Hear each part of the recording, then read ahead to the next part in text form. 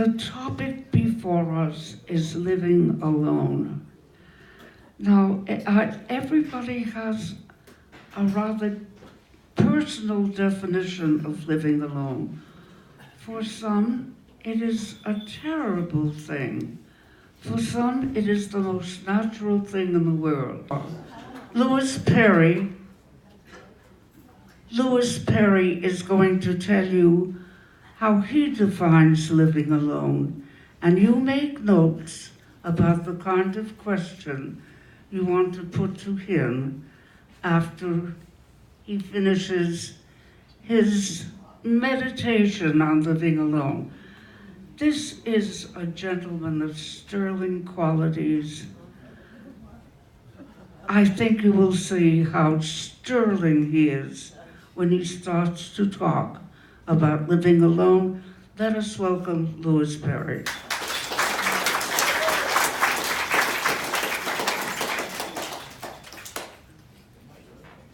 Now I'll try my turn at the mic. And if everybody can hear me, raise your hand if you can. The chairman of the Youssef Fund asked me to put in a good word at the beginning here, but I think I'll elect to do that at the end. If I make it through to the end, and if you make it through to the end, we'll have a little word about the Youssef Fund then, but not right now. And because of my optical powers, I have to get close to my text. For 93 of my 96 years, I lived with parents, siblings, college roommates, Navy buddies, 2 wives, 3 daughters, various grandchildren, various stepchildren, student tenants, and foreign refugees. I confess I have always had some trepidation about living alone. I can fry an egg, but that is about the extent of my cooking skills. I enjoy reading aloud and love having guests around a dinner table. I shared my bed with 2 successive wives for 66 years. I made joint decisions about time management with others for 93 years. I have always worried what would happen if I ended up living alone. So, my topic today is to say that I am now living alone and doing well. I give my second wife, Liz, credit for our having moved to Piedmont Gardens, where I have a community of friends. But what have I learned in the last 3 years since the death of my second wife? I am now fully responsible for my use of my time. And this talk is my accounting for my stewardship, for the stewardship of my time. What do I have to show for my use of time? I would like to describe 5 different aspects of my life while living alone. Reading, writing poetry, music, family, community. 5 subjects. You can keep track of how I'm doing as we proceed. Reading. In the last 3 years, all reading has been done with a Kindle reader, and I have indulged my interest in crime fiction. Michael Conley, Sheldon Spiegel, David Baldacci, Donna Leone, and others. Also John Grisham, who writes legal thrillers. Now, reading out loud was a favorite recreation in the past. I read hundreds of books aloud to my first wife over a period of 50 years. In 2016, I had a chance to do this again. A resident here was ill, confined to skilled nursing, and I read aloud to her for an hour a day, 4 mornings a week for 7 weeks, and ended after she recovered in the summer of 2016. I read her some short stories by James Thurber and A Spool of Blue Thread by Ann Tyler. Another reading adventure included me as a listener. A friend here was reading aloud to another resident with macular degeneration, and I was invited, along with a third woman, to listen. And this went on for more than a year, but was suspended after the death of two of the women.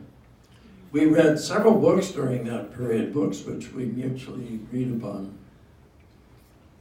And right now, what am I reading? I'm reading a David Baldacci novel called Total Control. Now the second topic, writing poetry. I am a poetry ignoramus. Until 2016, I had never read poetry or written poetry or paid any attention to it. I was a poetry zero. My first poem was written on September 9th, 2016, as a private message to a friend in anticipation of September the 11th, the 15th anniversary of the 9/11 attacks. And I had no idea of writing or publishing anything anytime. But the new issue of the Crest then registered with me. If Fran and Flossie and Matt could write and publish, why couldn't I? So I tried a short poem, and Nina published it October 1, 2016. And since then, I have had a new poem in every issue, about 30 to date. What I love to do is read it out loud. That's the point of writing it, to read it out loud. On previous public occasions, I've read poems about my trigeminal neuralgia, about my surgery and the recovery, about my wife's death, and about my spiritual journey. But on this occasion, I have selected 3 new poems to read about new subjects, such as my style of writing, my motivation, and my inspiration. This poem is titled Stream. This is a stream of words. Words about poems and poetry, about poets writing poems based on their conscious experiences. And the poets are 2, Lewis and Billy. Billy is Billy Collins, USA Poet Laureate. Lewis is an aging poet who lives in Oakland, CA, USA. He's learning. He has written poems for less than 2 years. Billy has written and published for decades. Lewis hardly knew Billy's name. He certainly hadn't read any of Billy's poems. Somebody said Billy writes like Lewis. How could that be? Billy wrote first. Yeah, somebody said, but Lewis just wrote. Billy's style is like that of Lewis. Lewis sees and looks, feels and thinks. And out comes a stream of words. And that's what Billy does. The words cover mundane, everyday, commonplace things. The rising sun, the morning fog, the songs of birds, the sounds of trucks, the morning news, the national events, the fate of the world, the love of God. That's the subject matter that Lewis pays attention to. And Billy does the very same thing. He has universal respect. Lewis will never catch up with Billy, nor should he even try. For Lewis, it is enough to know that somebody thinks the two are similar.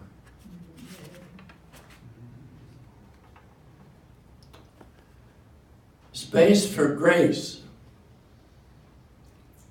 That's the title, Space for Grace. The other day I heard these words. They make a title begging for a poem.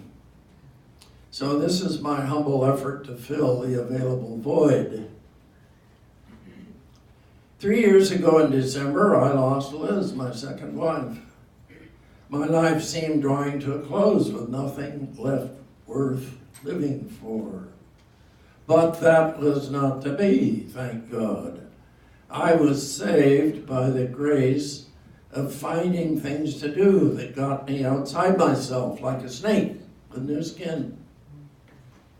To name them all is tedious and you won't believe them all. But the fact is I found the space and time to do these things for others. The secret was finding other-centered activity, not self-centered. What I do for friends and community is what makes my life worth living.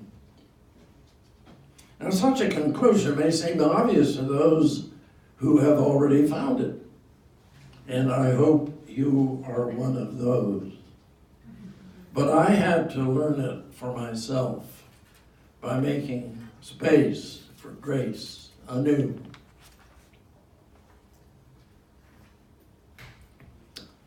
Now finally, inspiration. Today I heard a piece of music by the Gypsy Kings called Inspiration. It set me to thinking about my work. What inspires me to try to write verse? Music is such a ready source of beauty, of harmony, of virtuosity, especially when the human voice is accompanied by harps and violins, by guitars and mandolins. But words alone can give the urge to write lines that carry weight, that flow with grace from human tongue, that lift the spirits of all who hear. My experience these past 2 years is that all it takes is a word or a phrase to set the mind in motion, going where the imagination pleases. One friend gave me the phrase, sacred time. Not knowing what was meant, I pushed the idea to a prayer for grace in this sacred time. Inspiration is like a gift from the blue sky, from outer space, from the recesses of the mind, from the ultimate source, God. I can't predict it, I can't control it, I can't design it, I can't suppress it. All I can do is express it, share it, and walk humbly with God's grace.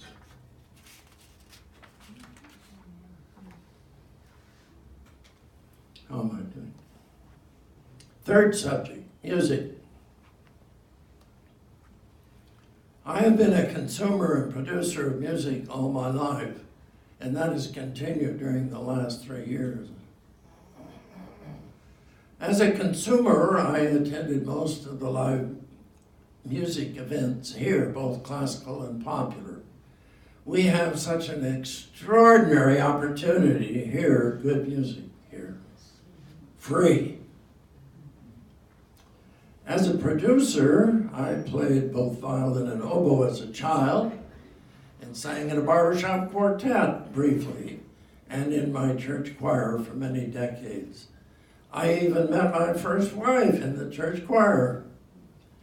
When I stopped driving in 2013, I thought my singing days were over because I couldn't get to choir rehearsal. Not so. I was able to continue singing thanks to the Hootenanny group. Singing with the Hootenanny has become the replacement. But there is more. My family prevailed on me to get an iPhone in 2016. And with the help of my granddaughter, I learned how to access Pandora. And I became a fan of Latin jazz and popular guitar music. And I use it to stimulate and regulate my exercise program for my legs. I do physical therapy exercises for my arthritic knees. And with a Bluetooth speaker, I can take the music up to the roof in the summer, right up there. My first artistic endeavor was to prepare a program of recorded music by Antonio Carlos Jobim that my family helped me present here at PG on Father's Day 2017. My second artistic endeavor was a composition, a song entitled Waltzing with Joy. It was a simple tune in the key of C in 3/4 time. The words were based on the lecture here by Dr. John Chuck entitled The 3 Keys to Contentment. And the hootenanny learned the song and sang it here several times. My third artistic endeavor was another song entitled Waltzing with Love. The music was similar to a Jobim song in the key of C with 3/4 time. And the lyrics were based on my poem, Never Too Late. And that song was sung in a church service at my church, the First Congregational Church of Berkeley, FCCB, in 2018. And I gave the song to Derek Tam, the choir director at FCCB, and he arranged it for piano and soprano and then performed it with Julie Greer, the singer. What a thrill that was for me. My fourth artistic endeavor has been the reading of the poem Never Too Late out loud as part of the hootenanny concerts, thanks to Vanjie. I have read it 3 times now, and it has been the most gratifying experience of my recent life. To paraphrase, it's never too late to be creative and to share joy and delight with others.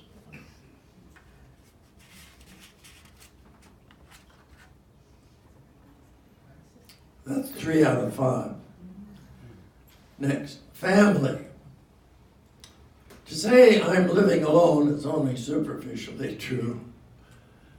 I have 3 daughters living in California, 2 in Berkeley, and 1 in Wairika. I see all daughters frequently. I also have 4 grandchildren, all living in California. I still own my house in North Berkeley.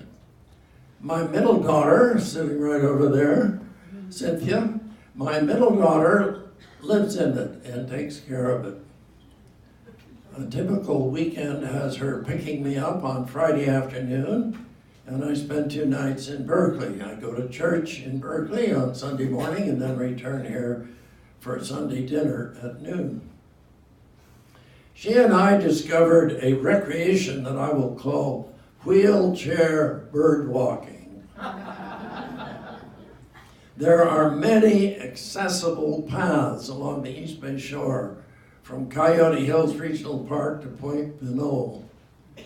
My daughter keeps a wheelchair in the car and brings her digital camera, and I have binoculars, and we look at birds and photograph them. With her help in driving, we have taken 4 long trips in the last 3 years. In 2016 and 2017, we drove to Wairika to visit my oldest daughter, and then went to Ashland to see plays at the Oregon Shakespeare Festival. In 2018, my 2 younger daughters and I drove to Bishop in Inyo County on the east side of the Sierras. We were able to find and visit the ranch in Mono County, just north of Bishop, where my family had lived from 1912 to 1922, before I was born. It was the fulfillment of my ambition to show my daughters a place where my parents had lived. And that trip included a detour to see the bristlecone pines and another side trip to picnic along the Merced River in Yosemite Valley. The other big trip in 2018 was a trip to Mount Shasta. My eldest grandson, who now lives in Redding, got married at the Mount Shasta Resort Hotel on Lake Siskiyou. And the marriage was notable for two reasons. It occurred during a wildfire when the excuse me. It occurred during the wildfire. Maybe I should take a drink of water at this point. Please excuse me. Thank you. Thanks.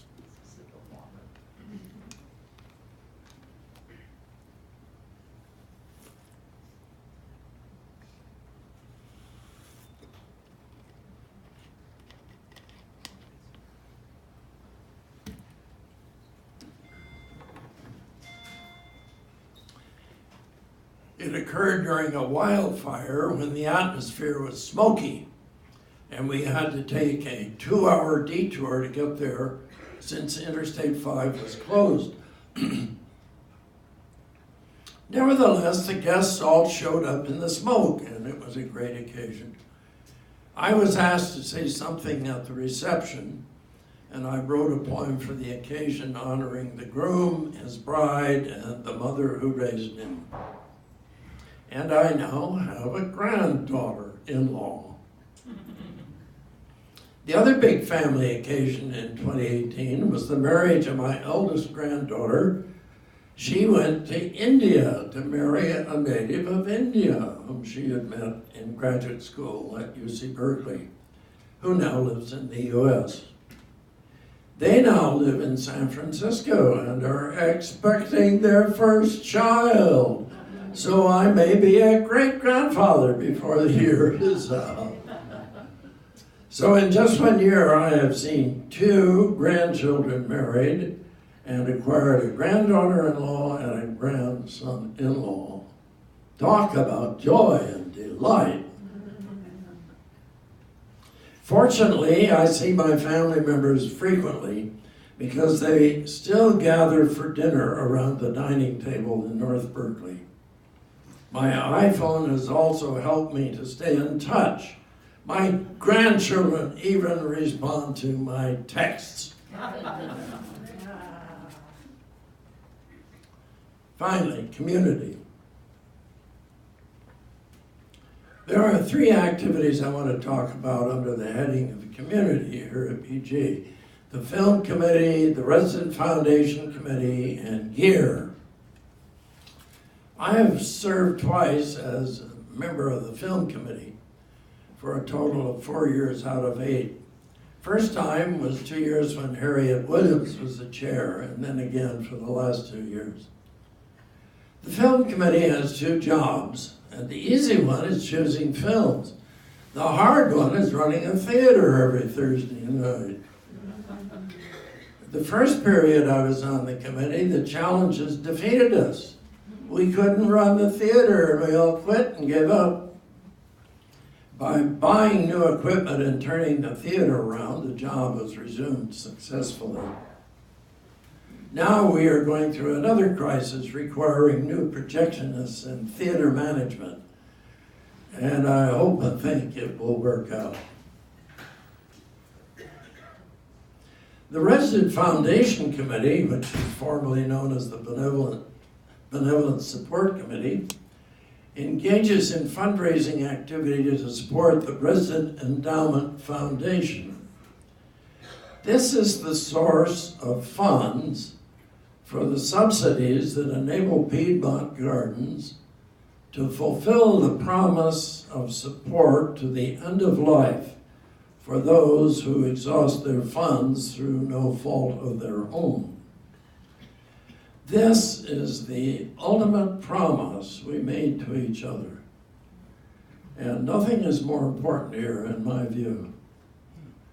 I have served 3 years on the committee, including 2 years as secretary, and my term will expire this year, 2019. It has been an honor to serve you. GEAR. GEAR. What is GEAR? It's an acronym, it's an activity, and it's a godsend. G is for expressing gratitude. E is for exercise, both body and mind. A is for accepting change and adapting. R is for cultivating old and new relationships.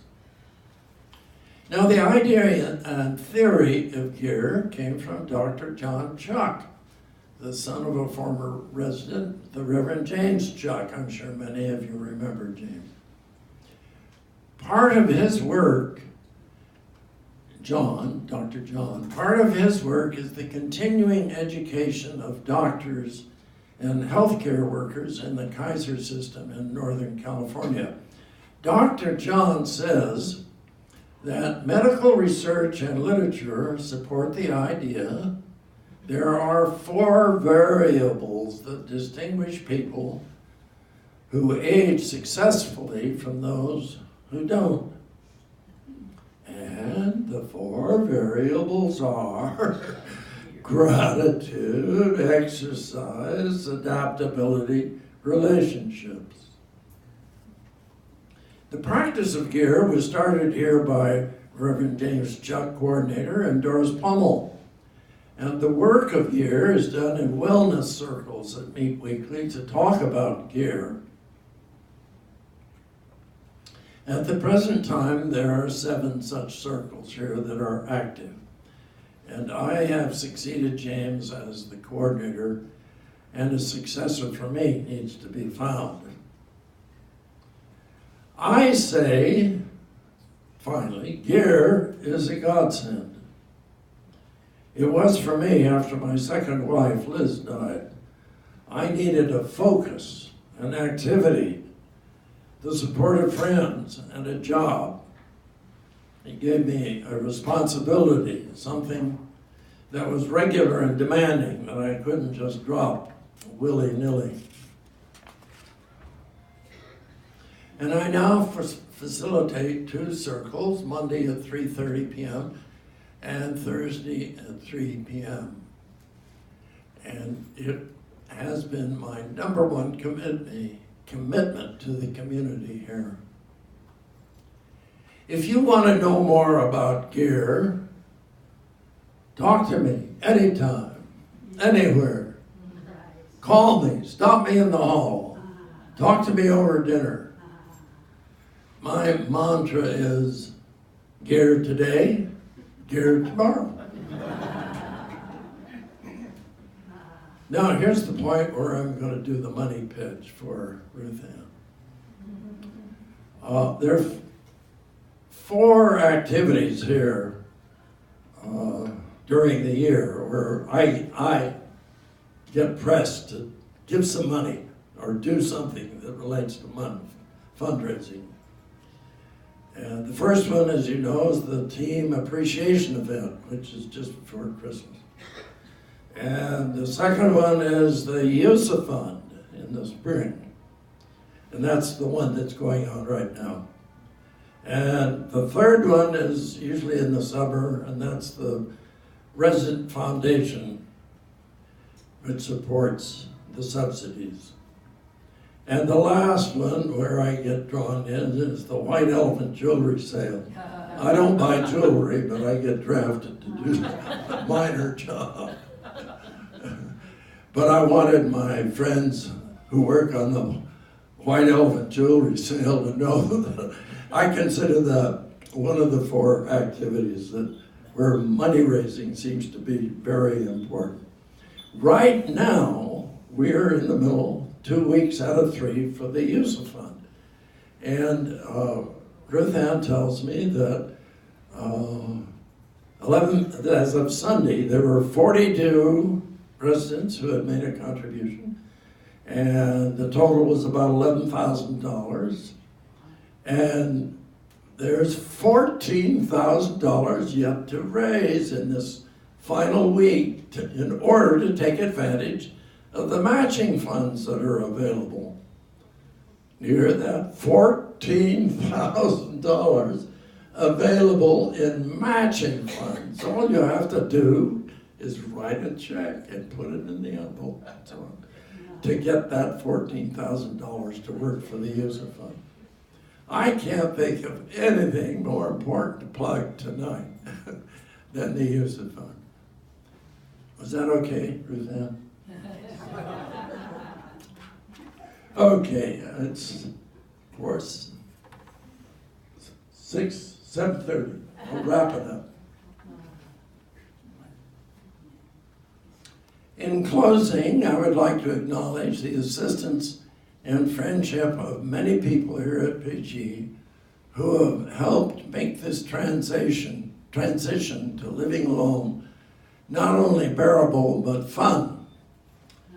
The staff members who know my name and smile in the hall, or bring my favorite food before I even place an order.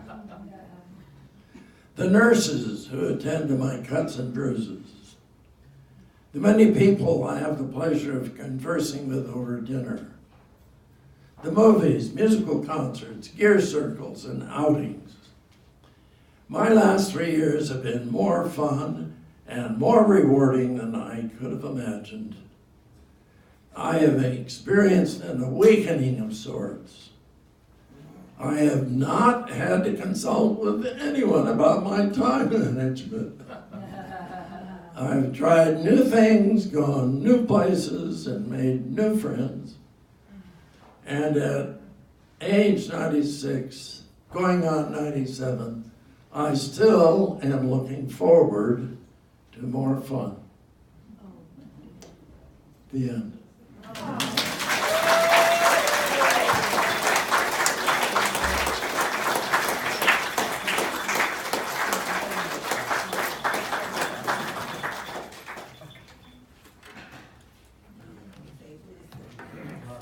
I'm turning the mic over to my lady here, and if you have any question or a pertinent comment or an experience that you would like to share, please.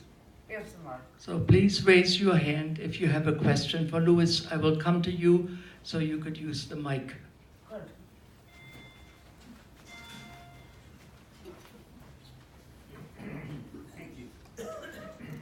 There's an expression in Yiddish about the kind of man Louis is, and it's called a mensch. Louis is a mensch. He is a stand-up guy. Thank you, Louis. Thank you, Will. Anybody else? Oh, sorry. Coming, we'll look to, we won't do that. This is not a comment, Louis, a request.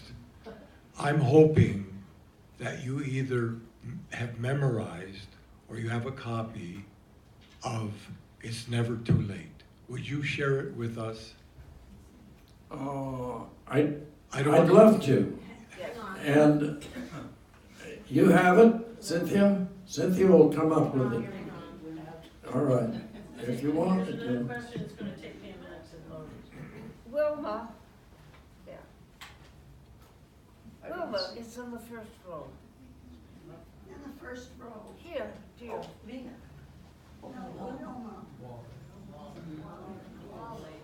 Louis, I just want to tell you what a pleasure it's been to sit next to you in poetry. And that has really given me a big lift in life. And thank you so much. You're welcome, Wally. It's been fun. I enjoyed the poetry potpourri too.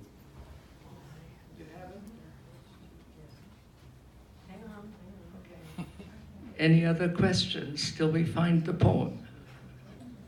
Well, I have a. Flossie? Yes. Louis, what's the difference between being alone and being lonely? How would you define that? Well, I'm never lonely. Yes, talk about that. Living alone is a sort of a physical thing. It's about the space you occupy and the time you occupy and how you travel and so on. But being lonely is a state of mind, and if you If you have a life like mine, you have a good state of mind. Did you hear that? Does anybody else have another take on the difference between being alone and being lonely? Something to share with us? Okay, we can't get.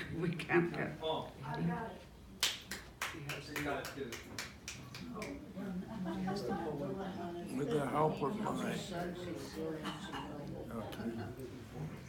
All right. This is the poem, Never Too Late. It's never, not ever, never too late to mend a silly mistake, or even one that was serious. It is never too late to express regret. It's never, not ever, never too late to say that you're sorry for your mistake, especially the serious one. It's never too late to apologize. It's never, not ever, never too late to feel affection, to want attention from someone you wish you knew better. It's never too late to feel love for the other. It's never, not ever, never too late to heed the call to love one another, to love your neighbor as yourself. It's never too late to feel God's love. It's never, not ever, never too late to become a person who loves the other, a person who loves the neighbor, a person who loves God and all others together. It's never, no, never, never too late to receive respect and love from the other, to receive love from one another, to share joy and delight with all others. It's never, no, never, never too late to express gratitude to the other, to feel grateful for all the others who praise and thank God for God's love.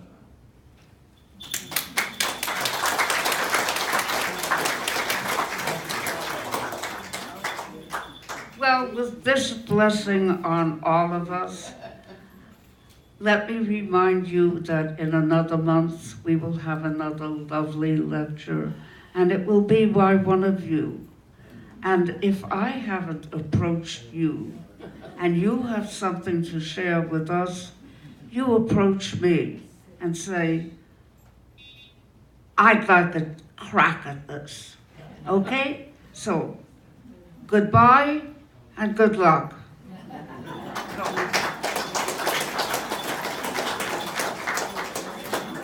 I'll take that, Louis.